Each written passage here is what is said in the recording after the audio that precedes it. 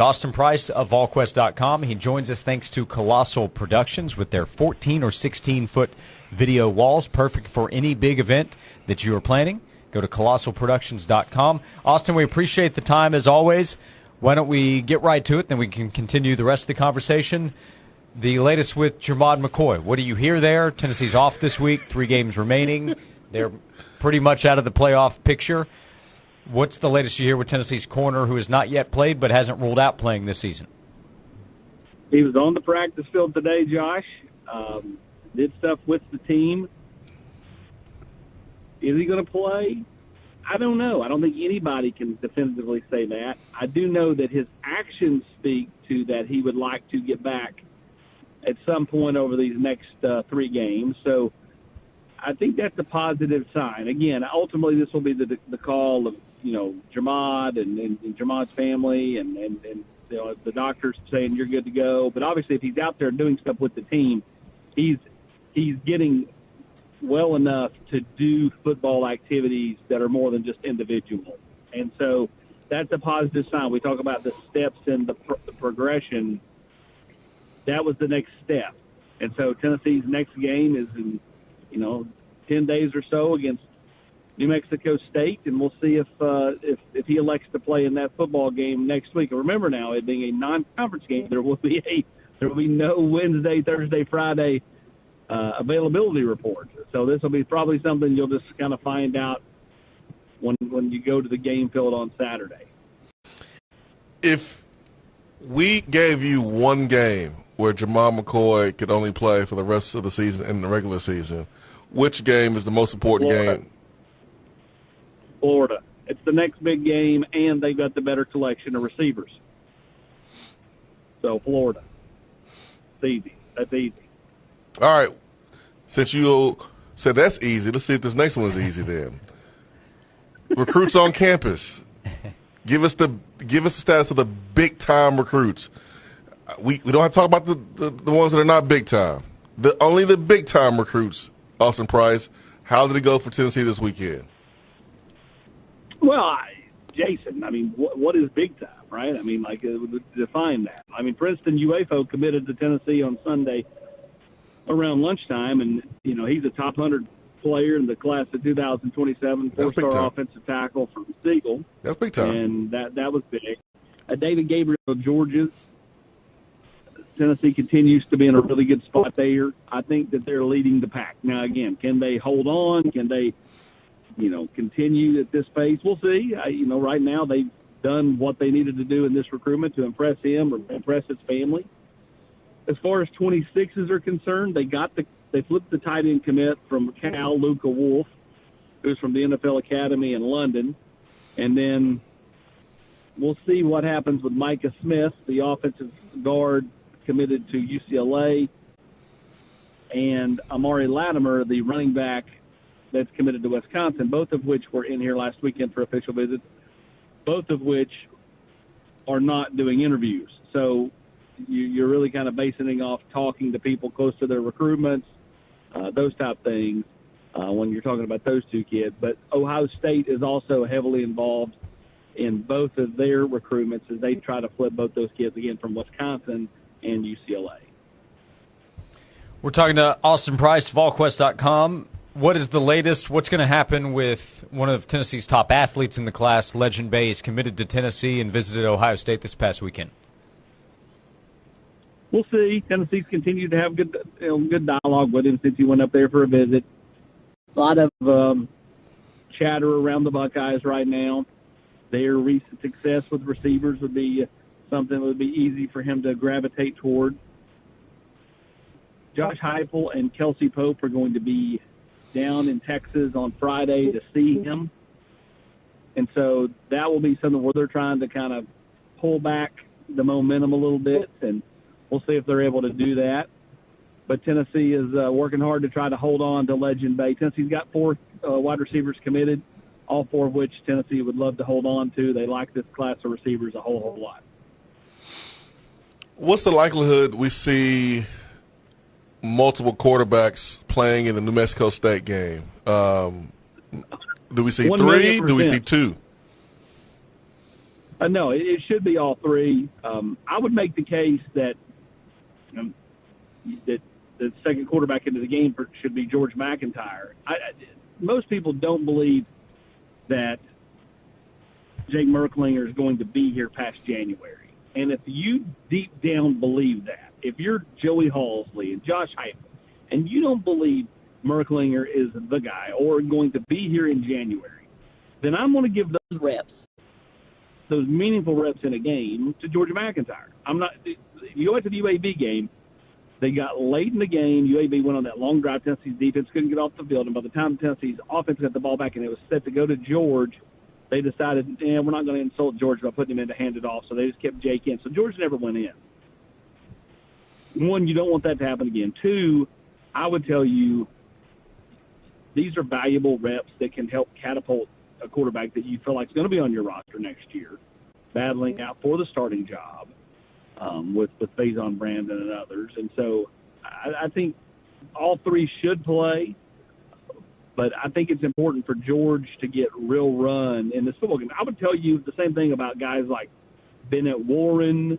I would tell you the same thing about anybody like DeJuan Morris, Deson Brame, anybody that you feel like is going to be a real player for you, and get them some momentum. Let them feel good about themselves, and do so before the fourth quarter.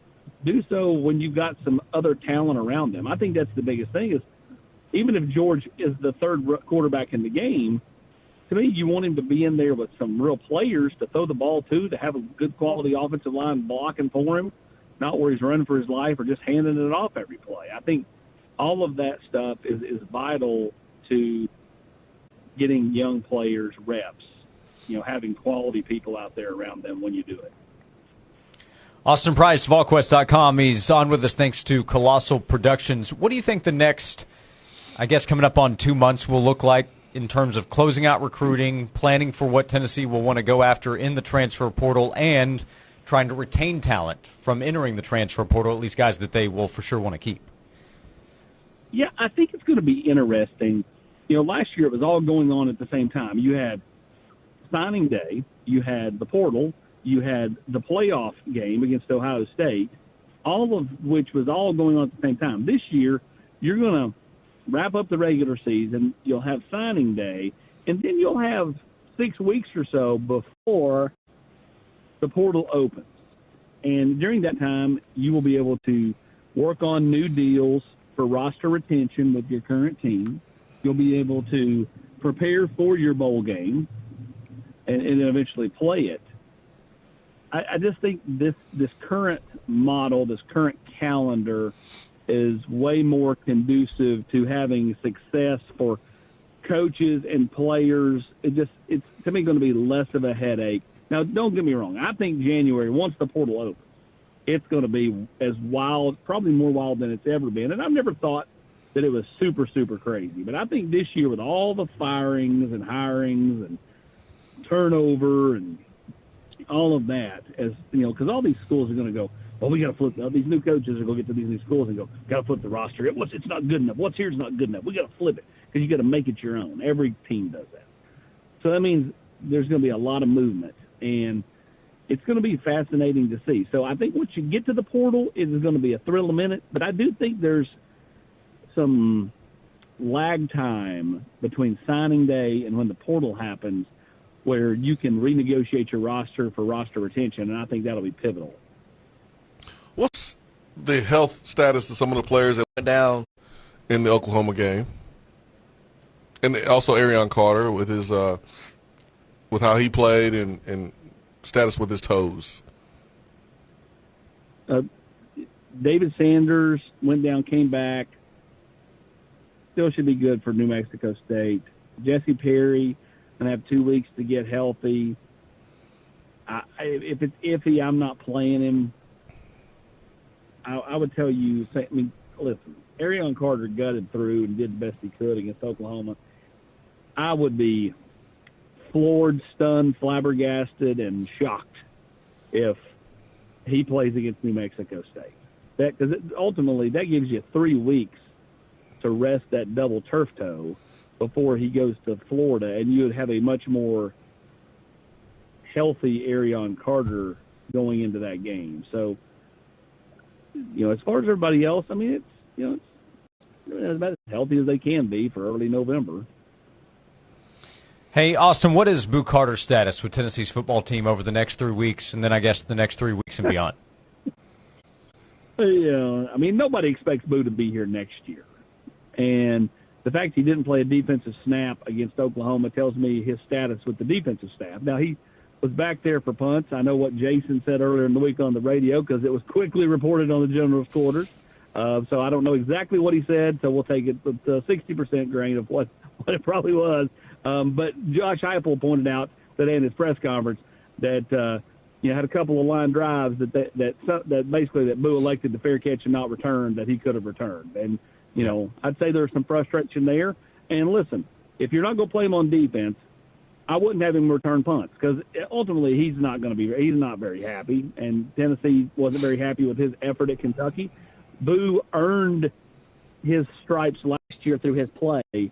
This year, he decided to go AWOL in July, had to go through some stuff off the field to be back on this football team, still had some minor hiccups behind the scenes, and, this staff's kind of stuck with him, even with him kind of coming off the bench.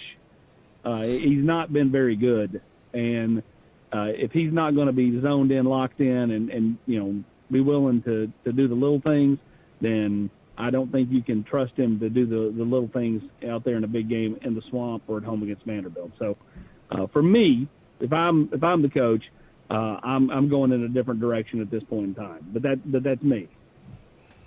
Austin, it's an all sports time. What's happening at Volquest right now with all the different UT sports activity? Oh, just lots of stuff. We got the wrap up of fall ball for baseball this week. Eric Kane will have you covered on all that. Grant and Rob will have you covered with Tennessee's basketball team.